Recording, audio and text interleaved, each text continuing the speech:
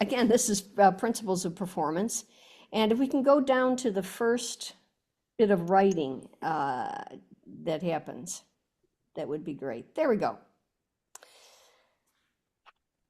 Performance is to entertain, evoke emotion, tell a story, express an idea through a dynamic and expressive medium.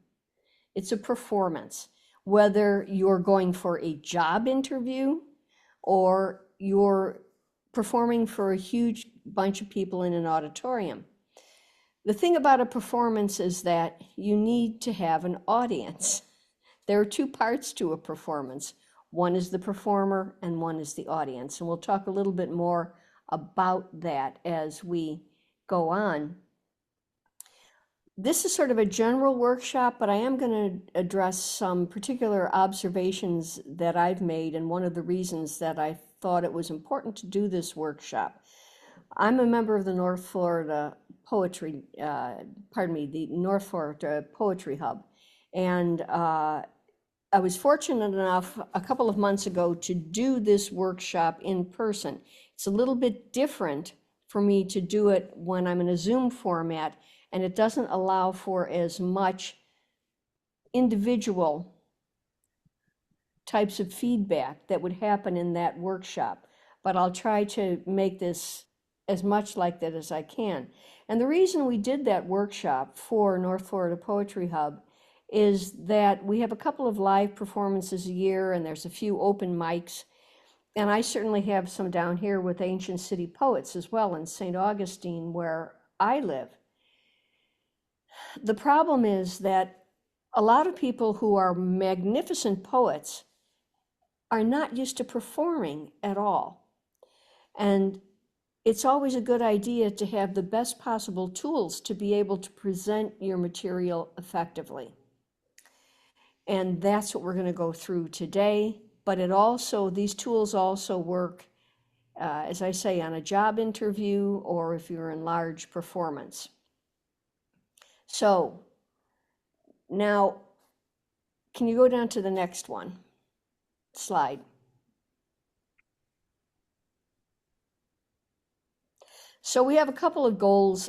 We have one goal today. The entire goal is to enhance performance skills. The objectives understands the principle of performance, practice the principles of performance, and apply the principles to our own performance. So towards the end of this workshop, we're going to each have an opportunity to read a piece of poetry. Hopefully you've each brought something with you. Having heard and learned about the principles of performance.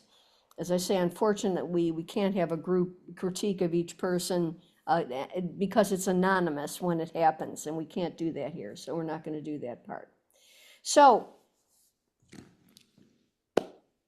I'm going to talk about the performance, and then we're going to talk about the different aspects of that. So let's go to the next slide, please.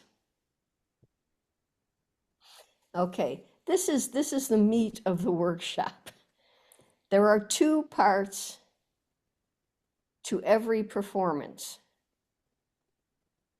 and they are the performer and the audience. And each one of those has an obligation to the other to do their part. If you have a performer but no audience, you have a rehearsal. And it is good to have rehearsals. It is good to have rehearsals to practice the various aspects of the principles of performance. But until you actually have an audience, it doesn't become a performance. The audience has obligations as well. And that's something that, as time goes on, it actually starts, we were talking about earlier on how I work in schools on occasion. And one of the things they teach in earlier grades, and one of the reasons they like performances, is to educate the kids as to how to behave at a performance. And so we're going to talk about that a little bit too. It's harder these days because there are a lot of people who are not used to live performance. And when that happens, they don't know how to give back the energy. You see the little energy sign in the middle there. If the performer is doing everything they need to do and the audience is doing everything they need to do, then you have an endless cycle of energy that goes between the audience and the performer. And I've always thought that that's the reason why extremely famous performers feel not only that they have an obligation to their audience, but if you've been in the situation with a sizable audience and you have that energy transfer going on, it is one of the most enveloping circumstances and energetic feelings that you could ever have when you're receiving that energy from the audience and you're giving it back to them. And so I think that most performers don't ever want to not have that, and that's why they keep going. So the first thing is that you need to be loud enough. And even if you're using a microphone works by having a little diaphragm inside that vibrates. And I'm sure everybody here recognizes that the reason we have sound is our vocal cords move this air over to someone else's ear and it goes into the eardrum and we hear it. But those molecules tend to dissipate as they travel a distance. And so even if you're with a microphone, you need to create that vibration in the air. So you need to speak loudly enough so that it actually gets to the microphone that you're using. When you're speaking into a microphone or to an audience, you need to enunciate clearly. Unfortunately, if you don't, your audience will not understand your words. And as a poet, as a songwriter, as an author, as just a person in that job interview, you want to make sure that your audience understands everything that you say, every valuable word, which in poetry is extremely important. You've taken time to write those words, so you want to make sure people understand those words when you present something. Now, I'm going to give you an example of a poem that I have here. And as we go through these principles, I will demonstrate the wrong way and the right way to do it.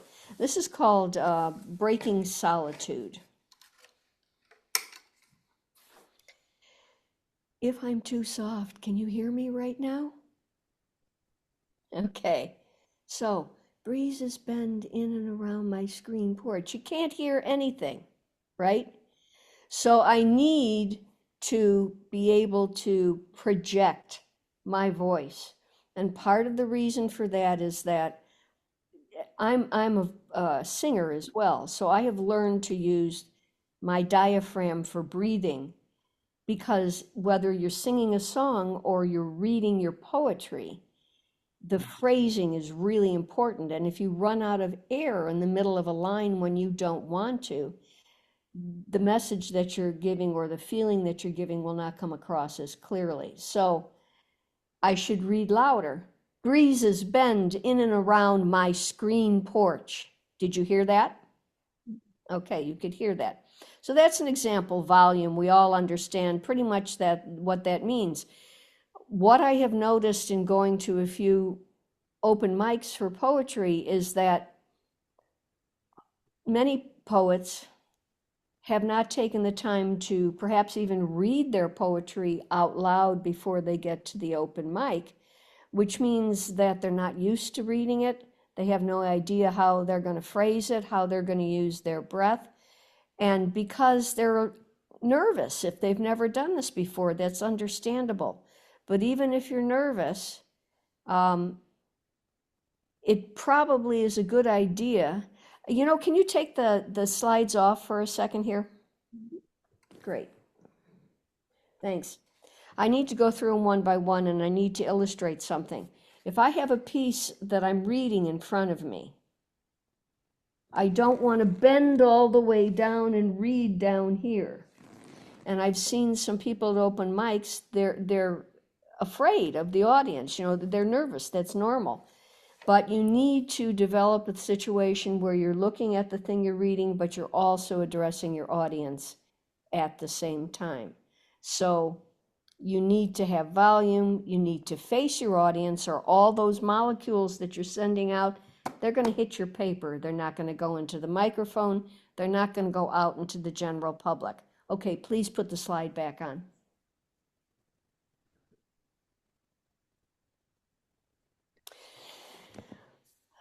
Tempo and phrasing. Tempo means the speed at which you read something. Phrasing is what groupings of words you use together at one time. Most poetry has a phrasing built into it. It's part of how the poem was written.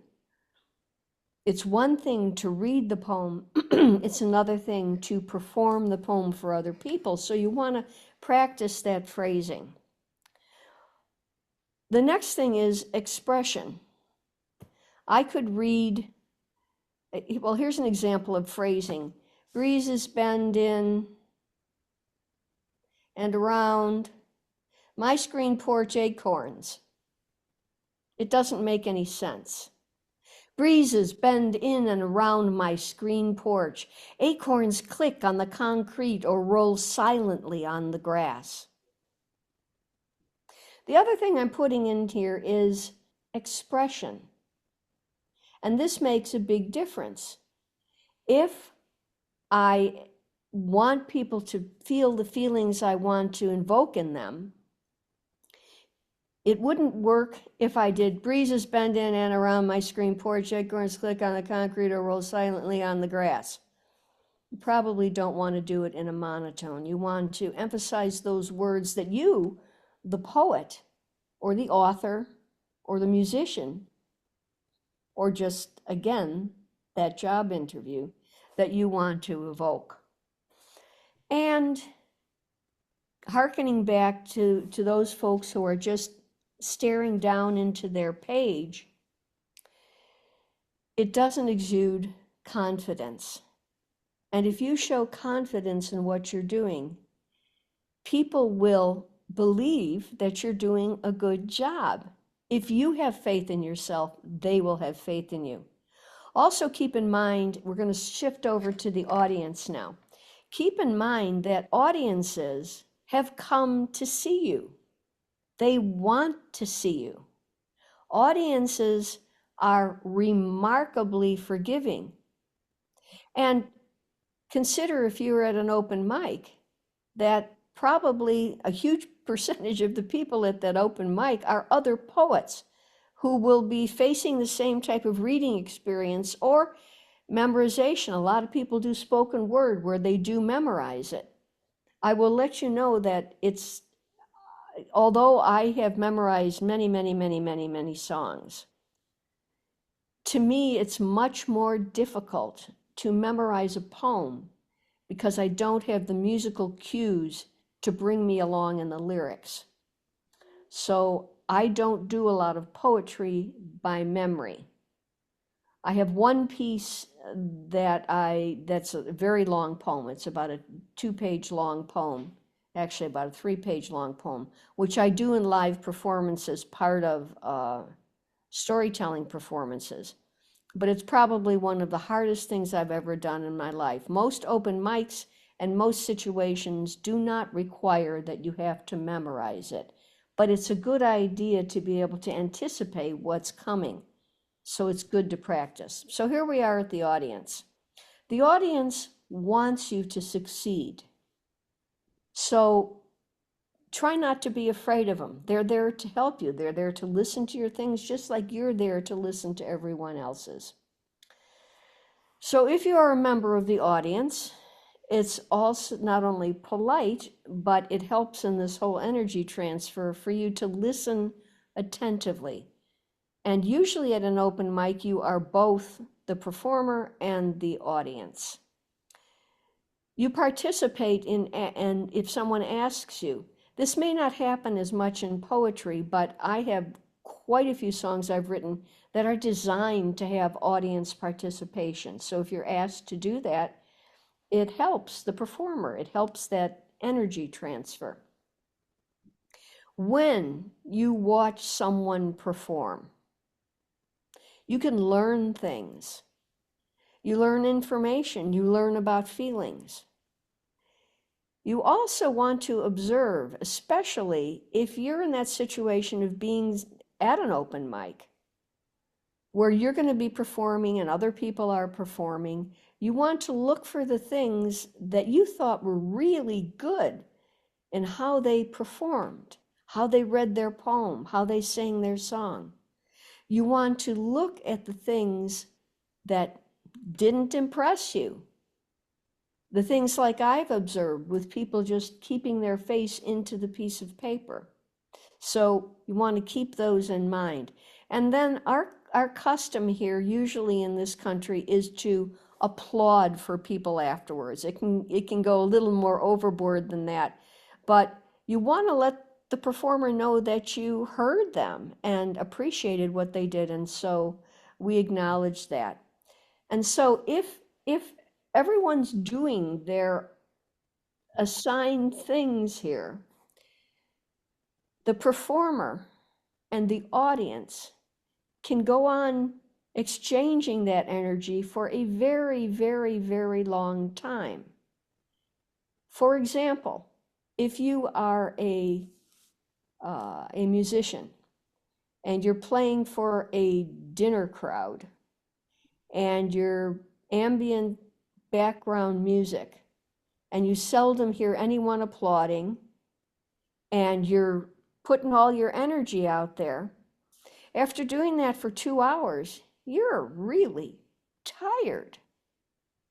But if you have an audience that's listening to you, that applauds, that participates, you can go on and never feel any fatigue. You can do an extremely long performance and never feel any fatigue. And those are the kind of performances that you hope for. So what I'm going to do now is I'm going to read one of my poems and share it with you. Uh, I don't think I have another slide. Do I have another slide? Yep. Okay. Oh, okay. I think that's the end of it. Because what I'd like to do here is give people a chance to share some of their poems using the principles of performance that we just did. Before that, I will do this entire poem for you. I believe that this poem was in the journal for the Florida State Poets Association year before last. Breaking Solitude.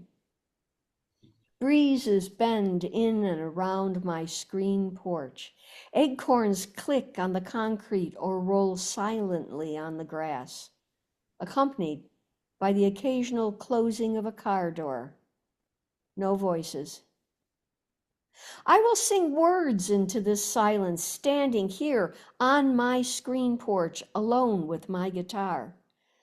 Stories of love and despair, ballads of war and healing, songs of response and humor, loudly but distanced from others. Car doors open and close, people come and go, no voices. But I keep singing. A single squirrel gathers for winter at the base of the tree that shades my porch. He stops and scurries up the trunk to hang suspended by his hind feet. Head up, eyes watching me, hands outstretched to catch my words. Even in the loneliest of moments, someone will hear you.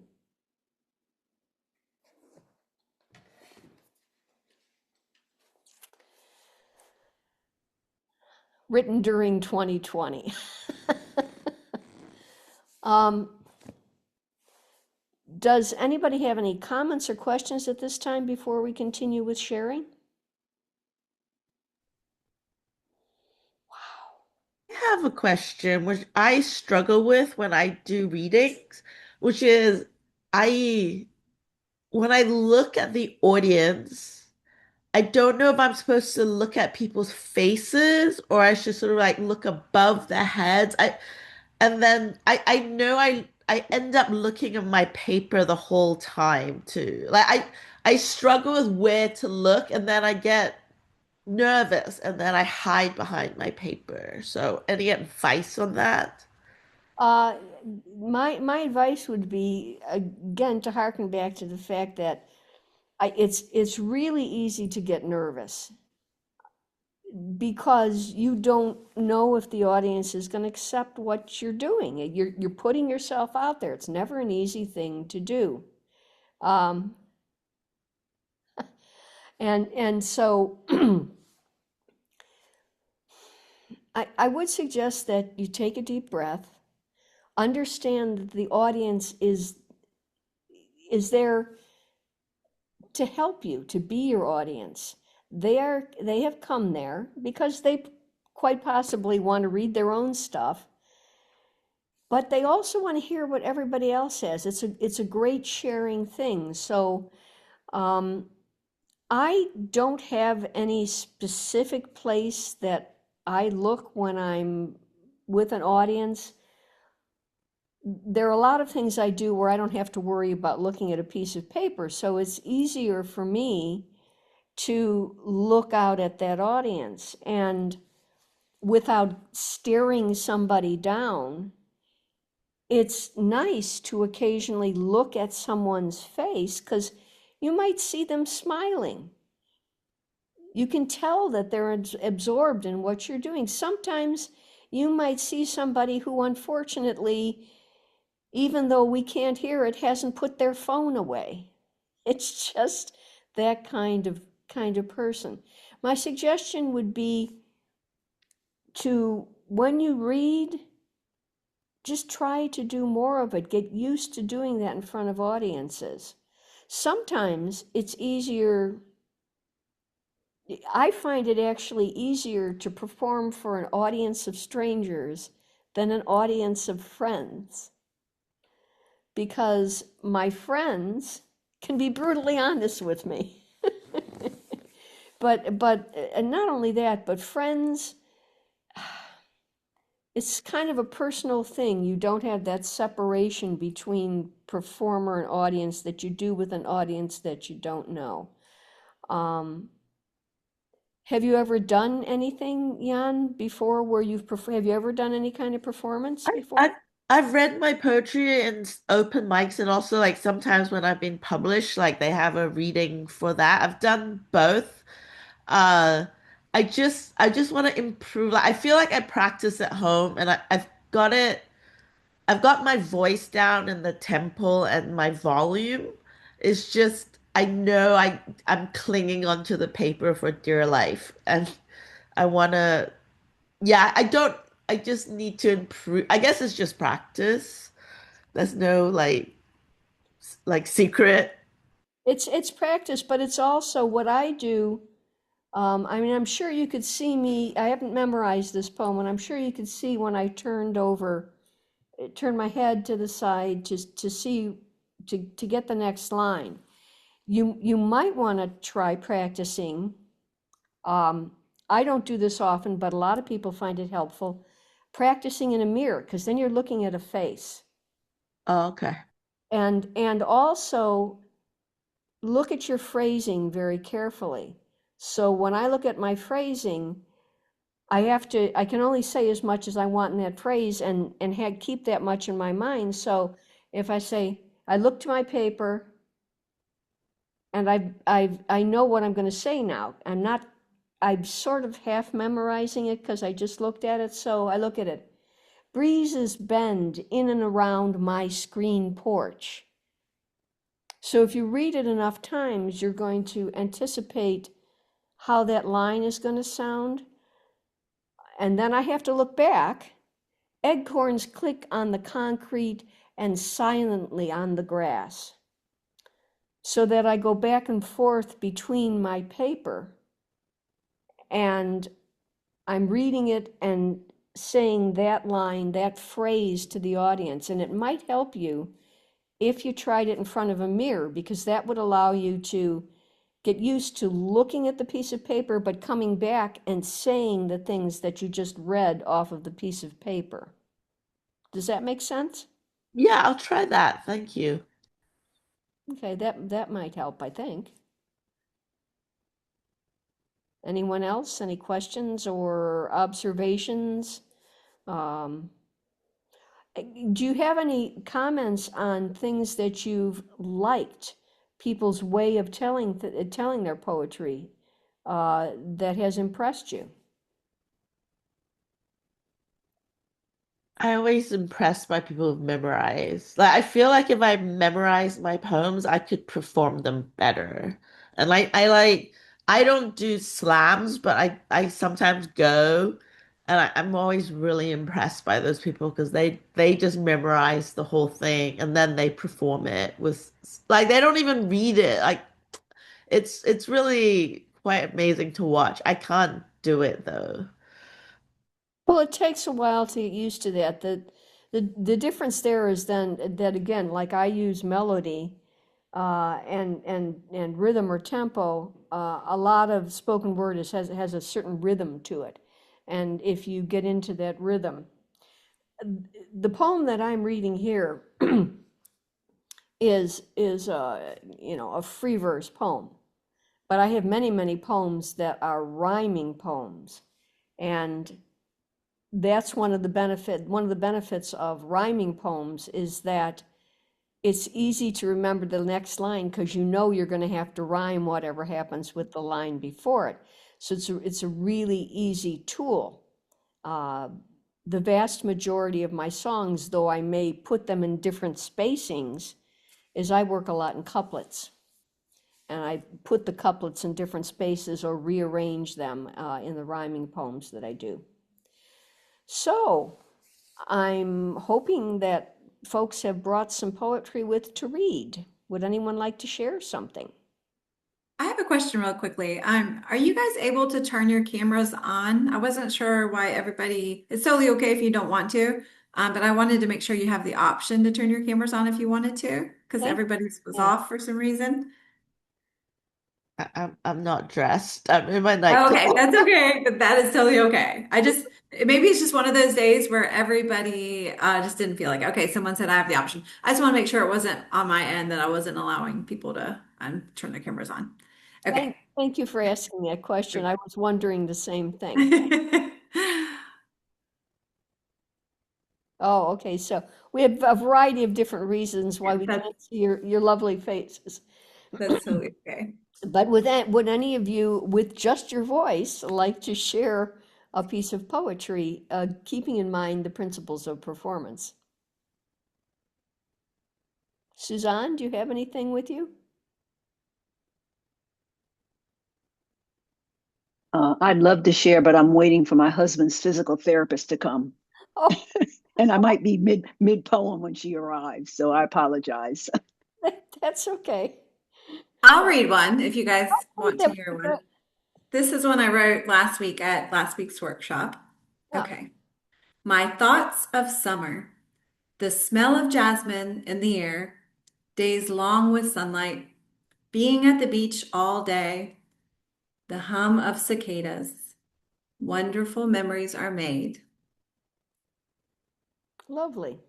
And I like the fact that you went back to looking at the audience. It's hard in this format to put the page somewhere where it isn't interfering with, you could have it on the other side of the computer, I guess, propped up there, so you'd be looking in front of it. But a lovely poem. What workshop was that from?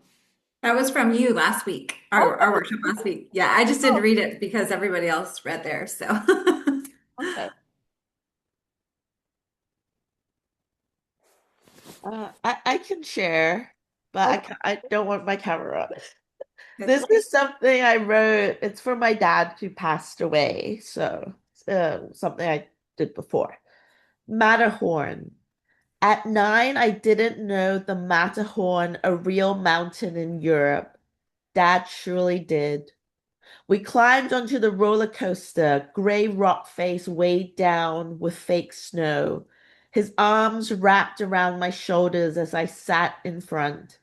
We twisted into the dark tunnel, sound of wind whipping around.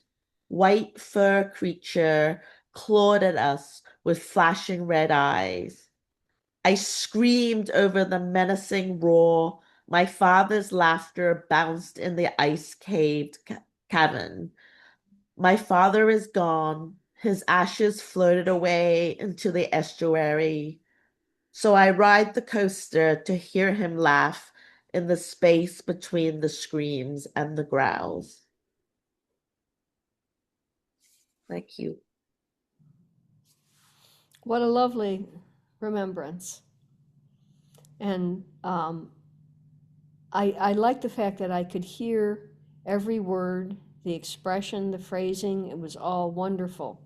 So I hope very much that you're able to get to a point that you will be able to share that and not have to just look into the page, but look into the faces of the people who are enjoying it, as you can see our faces right now.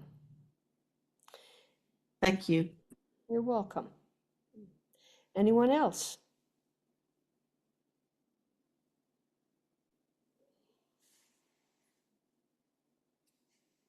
Okay.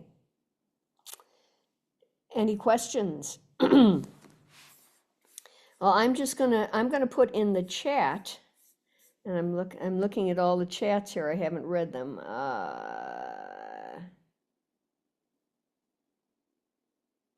I'm glad you enjoyed the squirrel. Okay, so what I'm going to do to give you more examples of performance, and if you're interested in finding out any information about me, where I'm performing or looking at my work, it's really easy. It's just